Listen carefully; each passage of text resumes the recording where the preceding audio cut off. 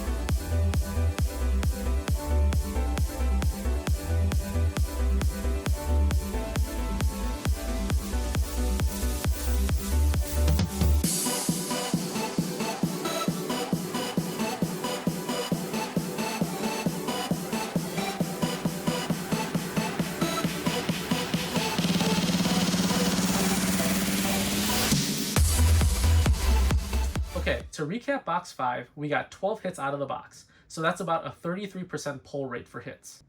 We still didn't get the Spidops EX double rare, but we did get 2 Arven Super Illustration rares. So the breakdown of the box 5 hits is 5 double rares, the Gyarados EX, Magnezone EX, Gardevoir EX, Koraidon EX, and Iron Treads EX. 2 ultra rares, the Magnezone EX and Professor's Research Professor Sada, 3 illustration rares, Fido, Mabostiff, and Armarouge, and 2 special illustration rares, 2 Arven Alt Art Trainers. The one thing to note is that we only got 1 new foil common. That means no new foil uncommons or reverse foil rares. So after 5 boxes, we have 95 of the 105 foil commons, 50 of the 60 foil uncommons, 18 of the 21 reverse foil rares, 11 of the 12 double rares, 11 of the 20 ultra rares, 14 of the 24 illustration rares, 6 of the 10 super illustration rares, and 2 of the 6 hyper rares. So after 5 booster boxes, we have 393 of the 444 cards in Scarlet and Violet. That's about an 88.5% of the master set completed. We're now only missing 51 cards. Alright, you all know the drill by now. Once box 6 is done, we'll do a recap of all the hits and review the final numbers.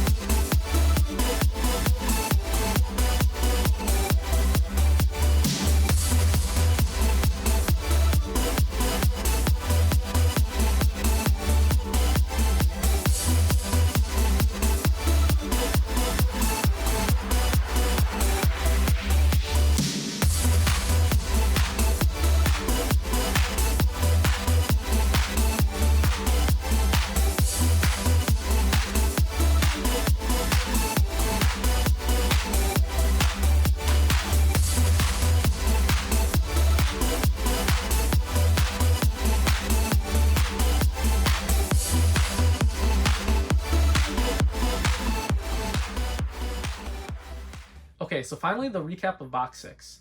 We got 12 hits out of the box, so that's about a 33% pull rate for hits. The breakdown of the hits is 5 double rares, the Spidops EX, Arcanine EX, Miraidon EX, Banette EX, and Oikalone EX.